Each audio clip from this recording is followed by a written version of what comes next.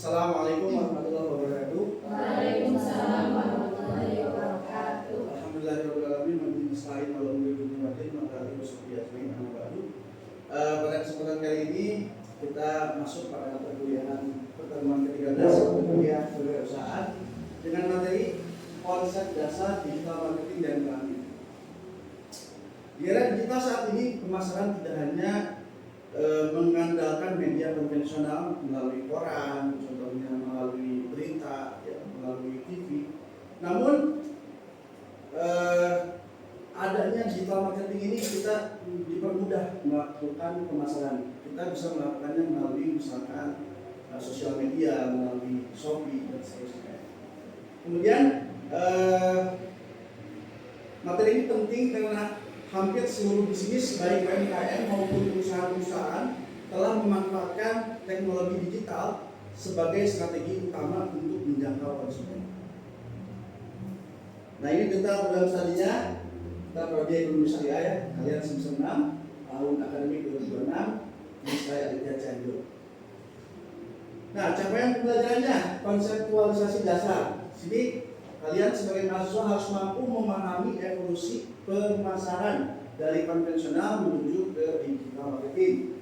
Lalu instrumen dan kanalnya, mengidentifikasi instrumen utama digital marketing yang relevan untuk skala bisnis UMKM. Lalu untuk analisis strategisnya, mampu menganalisis peran strategis pemasaran digital dalam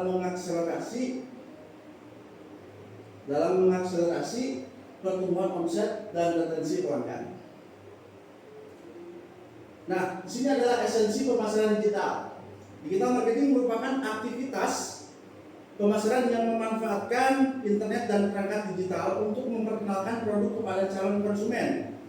Keunggulan utama digital marketing adalah kemampuan untuk menargetkan konsumen secara lebih spesifik berdasarkan usia, lokasi, ya, kemudian minat maupun perilaku mereka. Selain itu, komunikasi antar penjual dan pembeli itu bisa terjalin secara real time. Kemudian, nah, ini adalah penetrasi internet mencapai 81% di tahun 2026, membuktikan bahwa pengguna internet di Indonesia ini semakin tahun itu semakin terus bertambah. Dibuktikan dengan banyaknya dari kita, khususnya sebagai pembeli itu memiliki gadget atau perangkat cerdas, lalu menggunakan sosial media, dan juga banyaknya platform-platform digital dalam melakukan penjualan barang. Kemudian ini adalah 3 pilar tujuan strategis. Pertama adalah digital marketing ini memiliki 3 tujuan utama. Pertama adalah membangun brand awareness, yang mana meningkatkan eksistensi dan memposisikan identitas mereka di benak audiens sebagai pilihan utama. Kedua adalah akuisisi dan penjualan, yang mana menghasilkan penjualan atau mengubah calon konsumen menjadi pembeli. Ketiga adalah customer retention, yang dimana mempertahankan pelanggan agar mereka melakukan pembelian untuk menciptakan kualitas dan advokasi merek. Lanjut, di sini ada karakteristik pembeda utama, di mana berbeda dengan iklan di televisi yang bersifat satu arah. Digital marketing memungkinkan komunikasi 2 arah. Ya, saat misalkan teman-teman di sini menjual sebuah barang, ya, lalu barangnya misalkan ada yang tidak sesuai dengan apa yang ada dalam platform digital, misalkan itu bisa di-chat atau bisa mengirimkan return, atau misalkan bisa melakukan pengembalian barang untuk diganti menjadi barang yang lebih bagus. Kemudian pelanggan dapat memberikan komentar, kemudian menghasilkan penjualan atau mengubah calon konsumen menjadi poin budaya. Kemudian pelanggan dapat memberikan komentar, bertanya, bahkan memberikan ulasan secara langsung. Selain itu juga pemasaran digital memungkinkan kita menargetkan pasar yang lebih spesifik sehingga biaya promosi menjadi lebih efisien. Lanjut, di sini adalah perbandingan metode pemasaran, di mana pemasaran konvensional di sini media utamanya biasanya kita ada di TV, ada di brosur, di TV, di radio dan seterusnya. Itu membuat biaya operasionalnya relatif mahal karena kita harus nyetak brosur, harus iklan di TV ya, dan seterusnya. Terus juga jangkauan pasarnya hanya di lingkup tertentu, nggak seperti misalkan digital marketing, kita media utamanya bisa di media sosial, bisa lewat website, bisa lewat email ya. Terus juga biaya operasionalnya lebih efisien, adaptif, kita bisa gratis ya bahkan, atau misalkan kita bayar untuk kuota internet saja. Lalu jangkauan pasarnya skala global tanpa batas. Saat misalkan kita mau live Shopee, misalkan atau kita jual di TikTok, atau kita jual di Shopee atau di Tokped, itu kan tidak hanya di daerah kita saja. Contoh Cianjur, tidak hanya di Cianjur saja, tapi bisa juga kita jual ke Jakarta, ke Bandung, bahkan ke luar negeri. Ya. Lalu evaluasi metriknya, pemasaran konvensional ini sulit berukur secara real time. Ya. Kalau di digital marketing ini sangat akurat berbasis data instan. Misalkan kita lihat viewersnya, lihat kliknya, lihat like-nya, sedangkan pemasaran konvensional saat misalkan kita ngasih brosurnya, dia baca nggak kan kita nggak tahu. Dia bagikan ke siapa brosurnya, kita nggak tahu. Lanjut, digitalisasi atau adopsi digital memacu penjualan, di mana sebanyak 45% pertumbuhan penjualan selama 6 bulan pertama bisnis UMKM khususnya GoFood dan GrabFood itu mengalami peningkatan omset rata-rata sebanyak 45%. Ya kan? Di sini dengan biaya yang lebih rendah, pelaku usaha dapat memperoleh pasar yang lebih luas dibandingkan hanya mengandalkan toko fisik. Menunggu pembeli kan, kalau kita buka toko sate kan menunggu pembeli lama, dan sedangkan kalau misalkan kita pakai GrabFood, misalkan kita bisa cakupan atau coveragenya lebih luas. Selanjutnya, ini ada 3 pilar saran utama. Pertama adalah website dan SEO atau Search Engine Optimization. Di sini adalah pilar utama saat kita mau mencari sebuah barang. Kita bisa lihat di website, kita bisa search engine dan seterusnya. Kemudian juga kita bisa melihatnya melalui sosial media, ya, menjadikan ruang interaksi dinamis untuk membangun kedekatan emosional. Contoh misalkan saat kita menjual live, ya. Dia jualan barang, kita komentar misalkan itu barangnya berapa harganya, ukurannya seperti apa, size-nya ada berapa banyak ya. Kita bisa langsung secara real time berhubungan dengan dengan pembeli dan juga penjual. Kemudian adalah saluran komunikasi langsung untuk mempertahankan pelanggaran atau after sales-nya. Saat misalkan kita beli sebuah barang melalui sosial media, maka kita akan diberikan emailnya, maka kita akan mengetahui WhatsApp-nya atau fitur chat dalam toko online-nya, yang dimana kita bisa memberikan ulasan, kita bisa memberikan feedback terhadap terhadap barang-barang tersebut. Kemudian di sini ada salah satu tren digital, ya, salah satu tren digital marketing saat ini adalah social commerce melalui live shopping. Melalui siaran langsung, penjual dapat menjelaskan produk secara detail, menjawab pertanyaan pelanggan, dan juga memberikan promo khusus. Strategi ini terbukti mampu meningkatkan penjualan karena pembeli merasa lebih percaya karena langsung lihat barangnya. Misalkan live Shopee atau live TikTok ya, dia nunjukin barangnya, ini barangnya sebesar ini. Karena kita kalau beli barang kan nggak tahu ukurannya kayak gimana, walaupun secara secara ukuran sudah dijelaskan, namun kalau melihat barangnya real langsung kan kita lebih percaya.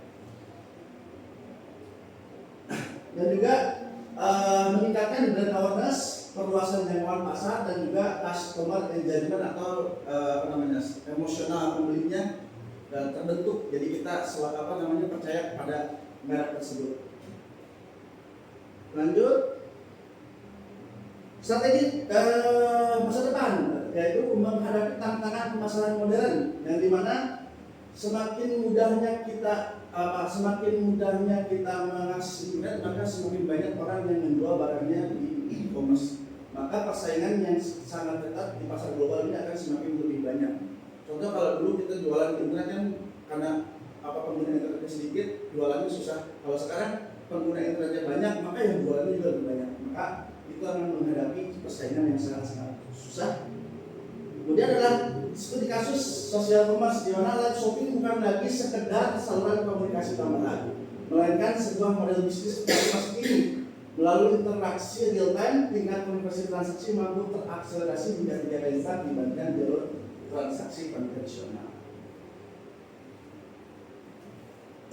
Oke, mungkin kita diskusi sebentar.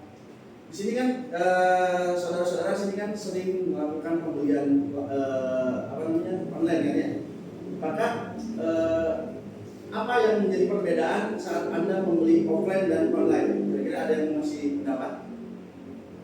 Positif sama negatif. Positifnya kira-kira seperti apa? Kalau positifnya sih kita banyak memilih, banyak opsi. Kalau online apa offline itu? Kalau online, kalau offline kan kita hanya di toko itu saja. Ya. Jadi kurang banyak pilihan lah. Dan juga saat kita menggunakan social commerce ya atau e-commerce ya, kita mudah sekali membandingkan harga. Contoh misalkan saat kita ke toko A, misalkan jual payung misalkan.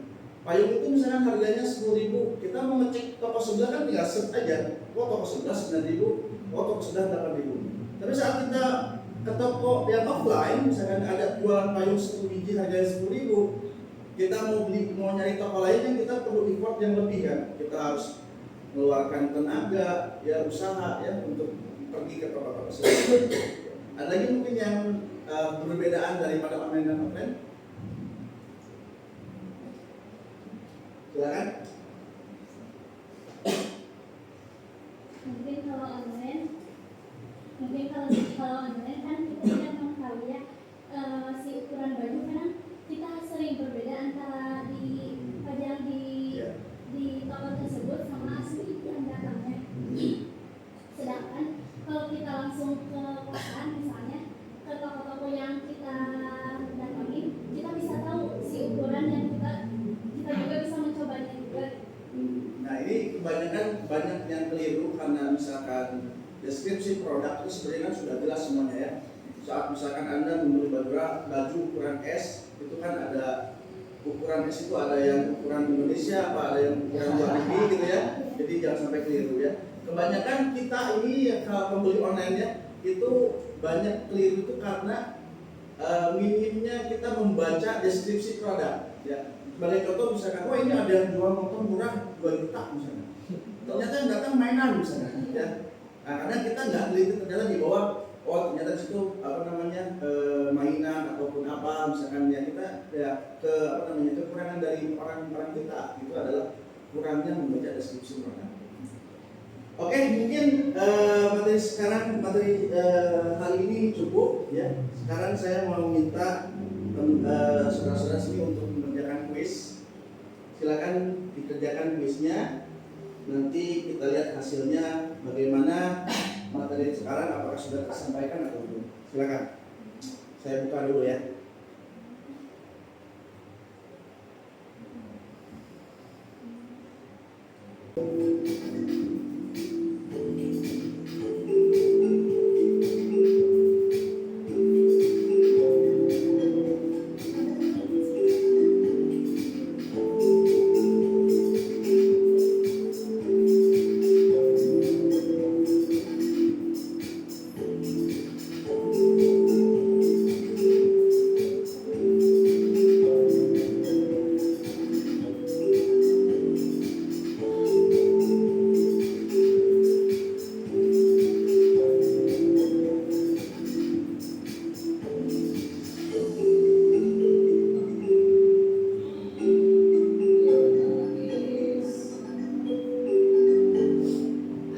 Oke, kuisnya selesai ya, kita akhiri ya.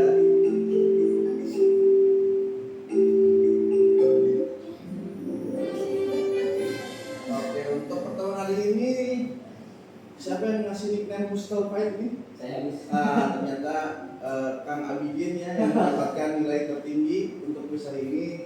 Tepuk tangan semuanya. Ya, alhamdulillah materi hari ini sudah tersampaikan secara seluruhnya. Mudah-mudahan menjadi menambah pengetahuan saudara-saudara sekalian. Untuk kesimpulannya,